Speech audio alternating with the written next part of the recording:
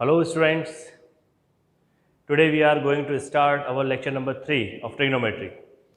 बड़ा last lecture में हम लोगों ने डिस्कस करा है डिग्री क्या होता है, ग्रेड क्या होता है, रेडियन क्या होता है, इनका आपस में कन्वर्जन कैसे किया जाता है, ठीक है ना, और थीटा लेंथ ऑफ आर्क और रेडियस का आपस में रिलेशन क्या होता है, और इसके ऊपर हमने कुछ इंपॉर्टेंट क्वेश्चंस भी किए थे। आज हम करेंगे trigonometric ratios and trigonometric identities और उसके ऊपर कुछ इंपॉर्टेंट क्वेश्चंस। ठीक है, तो हम स्टार्ट करते हैं आज का lecture number 3, trigonometric ratios and identities. सबसे पहले हम बात करते हैं ट्रिग्नोमेट्रिक रेशियोज। देखिए बेटा, ट्रिग्नोमेट्रिक रेशियोज से आप सभी अच्छी तरीके से वाकिफ हैं, फैमिलियर हैं, ठीक है ना। आपने 9th क्लास में भी पढ़ा है, 10th क्लास में भी पढ़ा है ना, sine theta, cos theta, tan theta, sec theta, cosec theta, cot theta, ये तो आपको पता है। लेकिन एक दिमाग में हमेशा एक क्वेश्चन उठता है कि ये ट्रिग्नोमेट्रिक रेशियोज होते क्या हैं, ये 6 ही क्यों होते हैं, और ये साइन कॉस टेन ये नाम कहाँ से आया। तो उसी के बारे में हम थोड़ा डिस्कस करेंगे। देखिए होता क्या है कि मान लेते हैं हम एक सर्कल है, ठीक है ना। अगर एक सर्कल में आप 4 इक्वल पार्ट से डिवाइड कर दें, है ना, मतलब अगर आप एक्स एक्सिस और वाई एक्सिस ड्रॉ कर दें तो ये 4 इक्वल पार्ट्स में डिवाइड हो जाएगा, ठीक है ना। इसको हम कहते हैं क्वाड्रेंट। इसको हम क्या कहते हैं? क्वाड्रेंट बोलते हैं। इसको हम कहते हैं क्वाड्रेंट, है ना। First quadrant, second quadrant, third quadrant, fourth quadrant, और ये सब आपको पता है कि यहाँ पर x पॉजिटिव होता है, y पॉजिटिव होता है, यहाँ पर x नेगेटिव होता है, ठीक है ना, y पॉजिटिव होता है। हमारा ये मकसद नहीं है अभी। हमारा जो मकसद है वो हम ट्रिग्नोमेट्रिक रेशियोज पढ़ रहे हैं। तो कहने का मकसद ये है कि अगर यहाँ से हम एंगल अगर आगे बढ़ाते हैं, है ना, टर्मिनल साइड, लास्ट लेक्चर में मैंने बताया था, टर्मिनल साइड को अगर हम आगे एंटी क्लॉकवाइज डायरेक्शन में घुमाते हैं तो हमारा एंगल पॉजिटिव माना जाता है। तो अगर मान लीजिए ये हमारा एंगल घूम रहा है, रोटेट कर रहा है, और मान लीजिए इस पॉइंट पर लाकर रुका। अब जो उस वक्त के मैथमेटिशियन थे जो इस पर काम कर रहे थे, ये 90 डिग्री का एंगल बन गया, ठीक है ना। ये एक्स वाई हो गया, मतलब ये हो गया एक्स आपका, ये हो गया वाई, और इसको आपने नाम दे दिया कुछ थीटा। तो उस टाइम के जो मैथमेटिशियन थे उन्होंने जब इसके बारे में रिसर्च करा, इस ट्रायंगल को अलग बना देता हूँ मैं समझाने के लिए, यहाँ पर बनाया, ये थीटा हो गया, ये इसको नाम दे देते हैं हम OMP। तो उस टाइम के जो मैथमेटिशियन थे जब वो इस पर काम कर रहे थे तो वो इसकी प्रॉपर्टीज समझना चाहते थे कि राइट एंगल ट्रायंगल की प्रॉपर्टीज क्या क्या होती हैं, है ना। एक ही दिन में बेटा कोई भी मैथ्स तैयार नहीं हुआ, या फिजिक्स तैयार नहीं हुआ, या केमिस्ट्री तैयार नहीं हुआ, ये लोगों की छोटी छोटी मेहनत का नतीजा है। तो जब वो साइंटिस्ट लोग इस पर काम कर रहे थे, मैथमेटिशियंस जब काम कर रहे थे, तो उन्होंने एक चीज़ ऑब्जर्व करी कि अगर इस लाइन के पैरेलल एक लाइन ड्रॉ कर दी जाए, है ना, इस लाइन के परपेंडिकुलर एक लाइन ड्रॉ की जाए और उसको अगर नाम दे दिया जाए P dash M dash suppose, तो उन्होंने क्या नोट करा कि अगर आप पैरेलल लाइन ड्रॉ कर रहे हैं तो इसका जो रेशियो है PM अपॉन OM, और इधर क्या हो जाएगा P dash M dash upon OM dash, ये बराबर होता है, ठीक है। उसी तरीके से उन्होंने और आगे देखा, उन्होंने कहा कि अगर और रेशियो ड्रॉ कर दें तो क्या होगा, तो यहां पर हमने M डबल डैश लिख देते हैं, यहाँ P डबल डैश। उन्होंने देखा कि अगर यही रेशियो इसके साथ में ये रेशियो और ये रेशियो, जब उन्होंने देखा कि P double dash M double dash किया जाए या OM डबल डैश किया जाए तो ये अभी भी इक्वल है। और ये बहुत इंपॉर्टेंट उनकी रिसर्च थी जो उन्होंने की थी। तो यहां पर देखिए इसीलिए इसका नाम होता है ट्रिग्नोमेट्रिक रेशियोज, क्योंकि रेशियो के बारे में हमको पता चलता है, ठीक है। तो ये चीज वहां पर नोट करी। इसी को और आगे हम समझने के लिए मैं एक और डायग्राम बनाता हूं, ठीक है ना। यहां पर मैं एक और डायग्राम बनाता हूं, ये O है, ये M है, ये P है। अब यहां पर मान लीजिए हम इस साइड को 1 नाम दे देते हैं, इसको 2 नाम दे देते हैं, इसको 3 साइड का नाम देते हैं। तो इन तीनों साइड्स का जो रिलेशन फाइंड आउट हुआ, कितने रेशियो निकले, उन्होंने कहा कि अगर मैं फर्स्ट साइड का रेशियो ले लूं तो किस किस के साथ रेशो आ सकता है, 2 के साथ और 3 के साथ। तो ये 2 के साथ रेशो ले लिया, या फिर 3 के साथ भी रेशो आ सकता है। उसी तरीके से अगर 2 के साथ 1 रेशो ले सकते हैं, या फिर 2 के साथ 3 रेशो ले सकते हैं, या फिर 3 के साथ 1 रेशो ले सकते हैं, या 3 के साथ 2 का रेशो ले सकते हैं। ठीक है, तो बेटा आपको समझ में आ रहा है कि कितने ट्रिग्नोमेट्रिक, कितने रेशियोज बन रहे हैं? 6 ट्रिग्नोमेट्रिक, 6 रेशियोज बन रहे हैं। ठीक है ना, 6 रेशियोज बन रहे हैं और ट्रिग्नोमेट्री में बन रहे हैं। ट्रिग्नोमेट्री का मतलब क्या होता है? Measurement of triangles. ठीक है ना, बस ट्रायंगल्स की साइड्स का मेजरमेंट ही तो ट्रिग्नोमेट्री होता है। तो यहां से हमको पता चला कि भाई जो साइड्स हैं उनके 6 रेशियो होते हैं। चलिए यहां तक तो समझ में आई बात।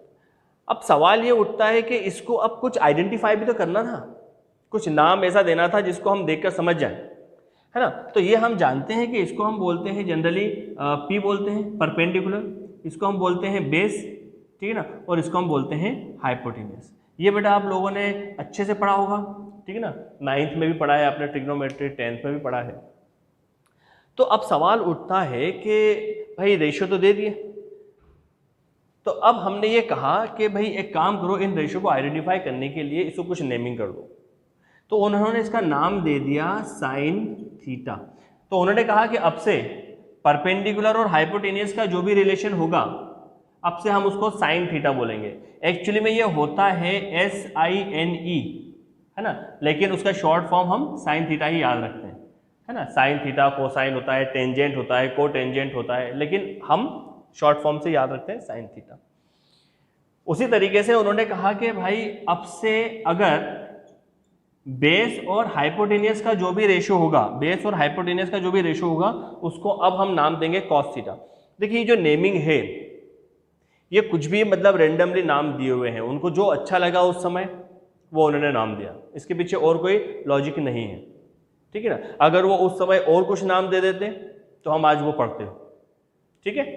तो यहां पर ये हो जाएगा tan। अब उन्होंने कहा tan थीटा क्या है भाई? Perpendicular upon base. इसी तरीके से उन्होंने कहा कि अगर हाइपोटेनियस रेशियो, परपेंडिकुलर का रेशियो को हम कॉसेक बोलेंगे और सेक थीटा बोलेंगे हम हाइपोटेनियस अपॉन बेस, और कॉट थीटा हम बोलेंगे बेस अपॉन परपेंडिकुलर। तो इस तरीके से ट्रिग्नोमेट्रिक रेशियोज का नाम आया, ठीक है। उम्मीद है आप लोगों को समझ में आया होगा कि ट्रिग्नोमेट्रिक रेशियोज 6 क्यों होते हैं। 6 इसीलिए होते हैं कि जो उसके साइड से उनका जो टोटल रेशियोज निकले वो 6 ही निकले। अब उनको कुछ नेम देना था, तो नेम देने के लिए हमने कहा कि भाई sine theta, cos theta, tan theta. अगर परपेंडिकुलर और हाइपोटेनियस का रिलेशन है तो साइन, बेस और हाइपोटेनियस का रिलेशन है तो कॉस, परपेंडिकुलर और बेस का रिलेशन है तो tan. Hypotenuse upon perpendicular cosec, hypotenuse upon base sec, और बेस अपॉन परपेंडिकुलर कॉट। ठीक है, इसको नोट करें, आगे बढ़ते हैं। तो ये बात हमको समझ में आ गई कि 6 ट्रिग्नोमेट्रिक रेशियोज होते हैं और उसके नाम किस तरीके से होते हैं। अब यहाँ पर कुछ छोटी छोटी बातें हैं, ठीक है ना। यहाँ पर कुछ छोटी छोटी बातें हैं क्या, कि साइन थीटा ये एक्चुअली में मल्टीप्लाई नहीं है। Sine theta is not the product of sine and theta, sine and theta, है ना। इट इज एक्चुअली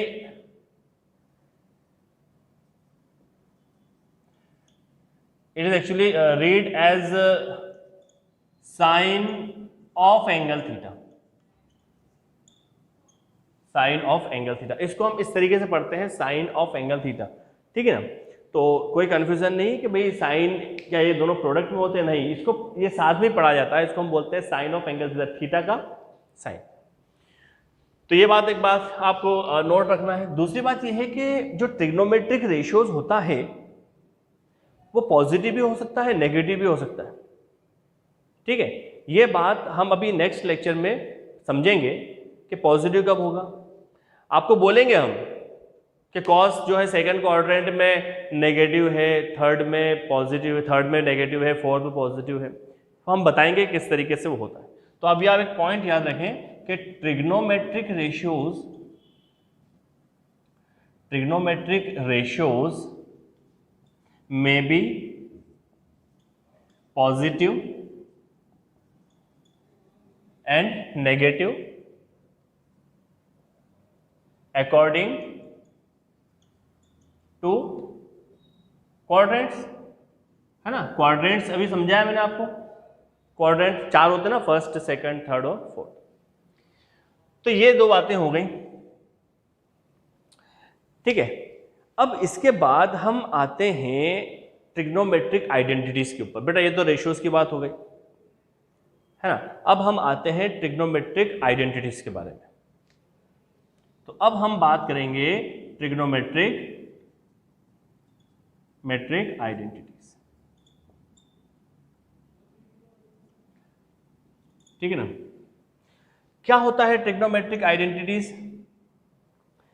आइडेंटिटीज क्या होता है? आइडेंटिटीज वो होता है जो हर वैल्यू के लिए सेटिस्फाई हो। अब उसमें लग गया ट्रिग्नोमेट्रिक, तो हम बोलेंगे N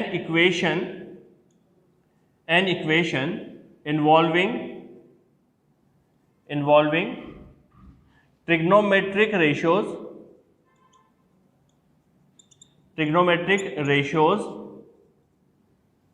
an equation involving trigonometric ratios which is true for angles, which is true for all angles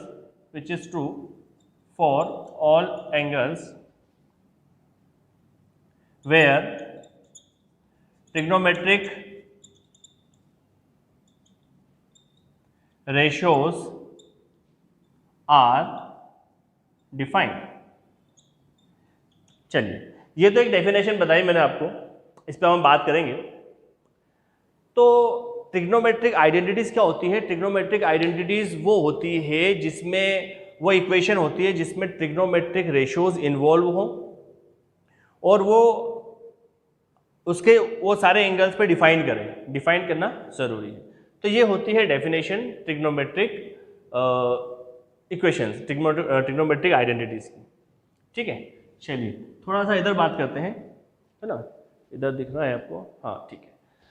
तो जब हम बात कर रहे हैं यहाँ पर,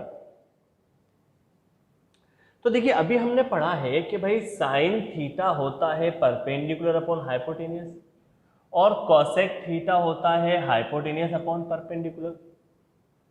कॉस थीटा होता है base upon hypotenuse, sec theta होता है hypotenuse upon perpendicular, hypotenuse upon base.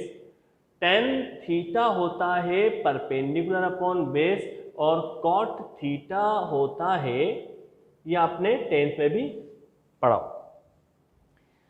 अब देखिए अगर मैं इन दोनों को मल्टीप्लाई करूं, sign theta into cosec theta, तो क्या मैं इसको 1 लिख सकता हूं? देखो ना, पर p by H, h by P, h से h कैंसिल, p से p कैंसिल, तो क्या 1 मिलेगा? उसी तरीके से क्या मैं यहां पर cos थीटा और यहां पर sec थीटा लिखूं तो h से h, b से b कैंसिल, क्या यहां पर 1 मिलेगा? उसी तरीके से क्या मैं यहां पर tan थीटा और cot थीटा इक्वल्स टू 1 लिख सकता हूं? यही हमारी 3 शुरुआत की आइडेंटिटीज बन जाती हैं, है ना। ये 3 आइडेंटिटीज हैं, लेकिन क्या ये सारे एंगल्स के लिए डिफाइन है? देखिए हम मानते तो यही हैं, आप जब भी पढ़ेंगे तो आप हमेशा इसको एक आइडेंटिटीज के फॉर्म में ही मानेंगे, लेकिन फिर भी कहीं ना कहीं इसमें कुछ बाउंडेशन तो होती है। वो बाउंडेशन कहाँ होती है उसके बारे में हम बात करते हैं। देखिए अगर मैं इसके बारे में बात करूं तो क्या मैं इसको ऐसा लिख सकता हूं, cosec theta equals to 1 by sine theta. ये एक आइडेंटिटी है, तो ये किस एंगल के लिए डिफाइन है? ये हर एंगल के लिए डिफाइन है। भाई डिफाइन का मतलब क्या है कि वो आपकी हर वैल्यू कुछ आपको आंसर दे, ठीक है ना। तो ये भी आपको मालूम पड़ेगा। अब आपको जब साइन थीटा का ग्राफ हम पढ़ेंगे तब आपको समझ में आएगा, है ना। साइन थीटा का ग्राफ कैसे बनता है, वो ऐसा बनता है ना। तो आप यहाँ पर अगर वैल्यू कुछ भी रखेंगे तो आपको कुछ ना कुछ आंसर मिल जाएगा। तो ये आइडेंटिटी होती है थीटा बिलोंग्स टू आर के लिए। लेकिन अगर आप सेक थीटा, नहीं यहाँ पर एक काम करते हैं, यहाँ पर ये वैल्यू जो है कहाँ पर डिफाइन नहीं करेगी, ये करेगी r माइनस एन पाई, ये यहाँ पर। मतलब क्या है, cosec theta equals to 1/sin तो होगा, लेकिन मान लो कि साइन की वैल्यू 0 हो गई।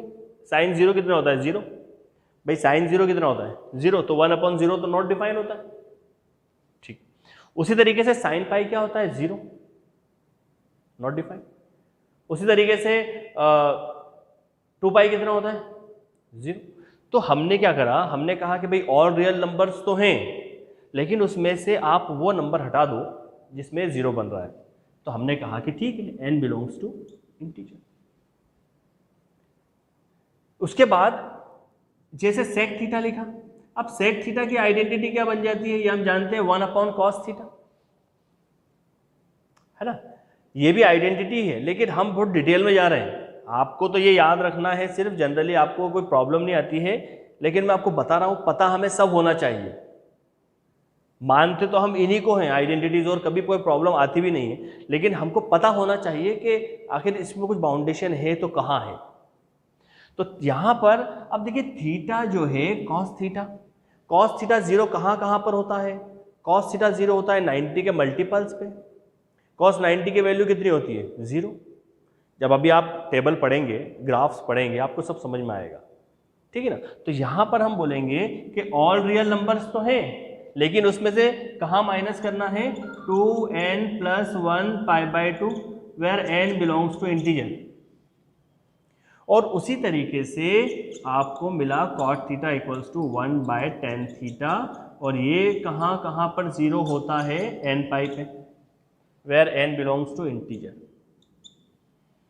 तो ये फाइनली है तो 3 हमारे आइडेंटिटीज, लेकिन थोड़ी सी बाउंडेशन है। हमें मानकर तो यही चलना होता है कि हाँ ये हमेशा सेटिस्फाई करेगी, लेकिन फिर भी हमको, अगर हम मैथ्स पढ़ रहे हैं तो हमको पूरा नॉलेज होना चाहिए कि कहाँ पर बाउंडेशन होती है। ठीक है, तो इसको आप नोट करें, फिर हम नेक्स्ट ट्रिग्नोमेट्रिक आइडेंटिटीज की तरफ बढ़ते हैं। चलिए मैं इसको रब करता हूं।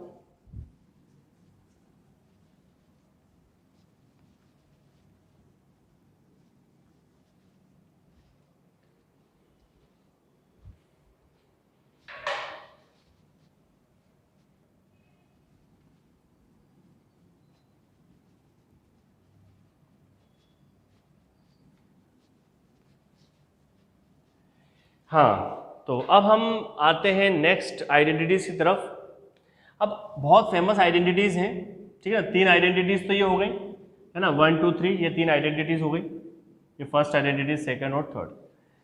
और आइडेंटिटीज बनती हैं sin square theta plus cos square theta equals to 1। ठीक है, ये आप लोगों ने पढ़ी है, इस पर 10th में क्वेश्चंस भी खूब आते हैं, और ये आपको पता भी है कैसे आई है। ये राइट एंगल ट्रायंगल है, ये थीटा मान लेते हैं, इसको कुछ भी नाम दे देते हैं, ए बी सी। ये एक्स हो जाता है, ये वाई हो जाता है, और इसको हम कहते हैं आर। आर हमेशा पॉजिटिव होता है क्योंकि रिजल्टेंट होता है। ये पता है ना सबको, भाई आप एक सर्कल बनाते हैं, ये सर्कल बनाया, ये मैंने कहा ये एंगल है, ये यहाँ पर राइट एंगल ट्रायंगल है, और ये एक्स हो जाता है, ये वाई हो जाता है, तो ये क्या हो जाता है, आर ही तो होता है। इसी ट्रायंगल को मैंने यहाँ बनाया है, तो यहाँ से मुझे आर की वैल्यू क्या मिलेगी, यहाँ से मुझे आर की वैल्यू मिलेगी by using Pythagoras theorem. By using Pythagoras theorem वो मुझे मिलता है x² + y², ये आर की वैल्यू हो गई। ठीक है, चलिए, तो ये आपको पता है। हाँ, तो मैं इसको डिफाइन करने वाली बात है कि इसको बता दूं ये आई कैसे, वैसे आप जानते हैं पर फिर भी हम पढ़ रहे हैं तो बता देता हूं। देखिए, साइन थीटा को आप क्या लिखेंगे, साइन थीटा क्या होता है भाई, perpendicular upon hypotenuse, perpendicular upon hypotenuse. तो ये मैंने लिखा y/x, और ये स्क्वायर है तो स्क्वायर, प्लस कॉस थीटा को क्या लिखेंगे, बेस अपॉन हाइपोटेन्यूस। बेस क्या है ये, तो यहाँ क्या हो जाएगा, x/r का होल स्क्वायर, यहाँ पर r आएगा। यहाँ पर कितना हो जाएगा, ये हो जाएगा Y square by R square, और यहाँ पर आ जाएगा x square by R square. यहाँ पर कितना आ जाएगा आर स्क्वायर, और ऊपर कितना हो जाएगा x square plus y square, और x square plus y square की वैल्यू यहाँ पर हमको क्या मिलेगी, वो मिलेगी आर स्क्वायर। तो ये हो जाएगा R square by R square, ये हो गया कैंसिल, आंसर आ गया 1। तो ये मिल गई आपको एक आइडेंटिटी। क्या यहां तक बात समझ में आई? 1 आ गया ना, तो यही तो बोल रहे हैं, ये लेकर चला और 1 लेकर आए, ठीक है। तो यहां पर अब इसमें भी हम कुछ डिफाइन करते हैं कि क्या ये सभी एंगल के लिए है। तो हाँ, ये एक ऐसी आइडेंटिटी है जो ऑल रियल नंबर्स के लिए डिफाइन है, जो ऑल रियल नंबर्स के लिए डिफाइन है, ठीक है। इसको रब कर देता हूं मैं। सेकंड जो आइडेंटिटी होती है इसमें, वो होती है sec square theta minus tan square theta equals to 1। इसको भी आप ऐसे ही प्रूव कर सकते हैं, इसको भी आप ऐसे ही प्रूव कर सकते हैं। सेक थीटा क्या होता है, hypotenuse upon base. Tan theta क्या होता है, परपेंडिकुलर अपॉन बेस। जब आप इसमें वैल्यू रखेंगे तो ये सेटिस्फाई हो जाएगा। इसका ये कहां से कहां तक डिफाइन करती है आइडेंटिटीज, तो यहां पर हम लिखेंगे r minus n pi, r minus n pi, r minus n pi नहीं, इसको हम लिखेंगे r minus theta belongs to r minus 2n plus 1 pi by 2। ये सिर्फ मतलब ऑल रियल नंबर्स हैं, इसका साइन का मतलब होता है बिलोंग्स टू, सारी रियल वैल्यूज हैं, लेकिन उसमें से आपको सिर्फ 2n प्लस 1 पाई बाई 2 हटाना है। ये क्या है, ये है मल्टीपल ऑफ 90। देखो जब आप 1 रखोगे, यहां पर 1 रखोगे तो ये कितना हो जाएगा 2, ठीक है ना। ये हो जाएगा 2 प्लस 1 3 बाई 2, ठीक है ना। अगर आप यहाँ पर 0 रख दोगे तो पाई बाई 2। तो क्योंकि 10 की वैल्यू कितनी होती है बेटा, 10 90 कितना होता है, इन्फिनिटी। याद करो 10 90 इन्फिनिटी। तो अगर यहाँ पर इन्फिनिटी हो जाएगा तो इन्फिनिटी माइनस समथिंग तो इन्फिनिटी होता है, तो ये तो डिफाइन नहीं करेगा ना। ये बात मैं आपको समझाना चाह रहा था। हम क्या पढ़ते हैं कि ये ट्रिग्नोमेट्रिक आइडेंटिटीज है, तो ये हर एंगल के लिए सेटिस्फाई होना चाहिए, ऐसा हम मान के चलते हैं। लेकिन कुछ बाउंडेशन होती है कि आपको ये एंगल माइनस करना होते हैं r minus 2n plus 1 pi by 2। उसी तरीके से आपको एक और आइडेंटिटी मिलती है cosec square theta minus cot square theta, minus cot square theta equals to 1। और यह क्या हो जाता है r माइनस एन पाई, क्योंकि कॉट 0 की वैल्यू कितनी होती है, इन्फिनिटी। कॉट पाई की वैल्यू कितनी होती है, इन्फिनिटी। कॉट 2 पाई की वैल्यू कितनी होती है, इन्फिनिटी। मतलब पाई का मल्टीपल, ठीक है। n belongs to integers. तो ये आपको याद रखना है, ये भी आपको याद रखना है। तो आइडेंटिटीज कितनी हो गई, ये भी आइडेंटिटीज है हमारे पास। तो इसको हम ऐसा भी लिख सकते हैं, कॉसेक को 1 अपॉन साइन, सेक को 1 अपॉन कॉस, कॉट को 1 अपॉन टेन। और ये आइडेंटिटीज बहुत ज़्यादा इंपॉर्टेंट हैं। तो ये है बेटा आपका ट्रिग्नोमेट्रिक आइडेंटिटीज। अच्छा, एक लास्ट पॉइंट मैं इसमें बता दूं आपको, वो उसमें रह गया था कि बेटा याद रखना है आपको कि साइन स्क्वायर थीटा को आप साइन थीटा का होल स्क्वायर भी लिख सकते हैं, ठीक है ना। कॉस स्क्वायर थीटा को आप कॉस थीटा का होल स्क्वायर भी लिख सकते हैं। तो ये कुछ बात हो गई, ठीक है। तो ये मैंने आज आपको समझाया कि ट्रिग्नोमेट्रिक रेशियोज क्या होता है, ट्रिग्नोमेट्रिक आइडेंटिटीज क्या होती हैं। ये ट्रिग्नोमेट्रिक आइडेंटिटीज होती है sine theta into cosec theta equals to 1, cos theta into sec theta equals to 1, tan theta into cot theta into 1 equals to 1। इससे और ये रिलेशन मिलते हैं, cosec theta 1 upon sine theta, sec theta 1 upon cos theta, cot theta 1 upon tan theta. इसकी कुछ basic बाउंडेशंस होती हैं, generally हम मान के चलते हैं कि ये सब ट्रू होती है, ठीक है ना। इसी तरीके से ये आइडेंटिटीज आपने पढ़ी हैं, लेकिन कुछ बाउंडेशन इसमें भी होती हैं। अच्छा, इसमें से आपको और भी कुछ फॉर्मूलेज मिल जाते हैं, ठीक है ना। अब जैसे यहाँ से इसी से बात करें, हम अगर इससे बात करें तो यहाँ से हमको क्या मिल जाएगा, sine square theta equals to 1 minus cos square theta. और क्या मिल जाएगा, cos square theta equals to 1 minus sine square theta. तो ये इनका हमें यूज़ करना है। और अब नेक्स्ट लेक्चर में हम इस पर बढ़िया बढ़िया क्वेश्चंस करते हैं इन आइडेंटिटीज़ पर बेस्ड। तो स्टे ट्यून्ड, हम अगले लेक्चर में इस पर क्वेश्चंस करेंगे। ओके।